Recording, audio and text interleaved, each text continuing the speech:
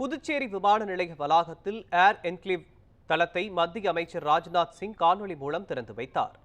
இந்திய கடலோர பாதுகாப்பை உறுதி செய்ய கடற்படையுடன் இந்திய கடலோர காவல்படை இணைந்து செயலாற்றி வருகிறது. கடலோர காவல்படையினர் நவீன ரோந்து கப்பல்கள், விமானங்கள் மூலம் கண்காணிப்பு பணிகளில் ஈடுபட்டு வருகின்றனர். இந்திய கடலோர காவல்படை புதுச்சேரி அலுவலகம் மரக்காணம் முதல் கோடியக்கரை வரை பாதுகாப்பு பணியை மேற்கொண்டு வருகிறது. இந்திய கடலோர பாதுகாப்பை மேலும் பலப்படுத்த புதுச்சேரி கடலோர காவல்படை பிரிவிற்கு 2 நவீன ஹெலிகாப்டர்கள் வழங்க மத்திய அரசு அனுமதி அளித்தது. இந்நிலையில் புதுச்சேரி விமான நிலைய டெர்மினல் கட்டிடம் அருகே ஏர் என்க்ளேவ் தளம் அமைக்கப்பட்டது.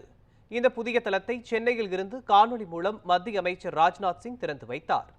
இந்நிகழ்ச்சியில் தலைமை செயலாளர் சரத் சவுகான், டிஜிபி ஷாலினி சிங், மாவட்ட ஆட்சியர் குலோத்துங்கன் உட்பட பலர் கலந்து கொண்டனர்.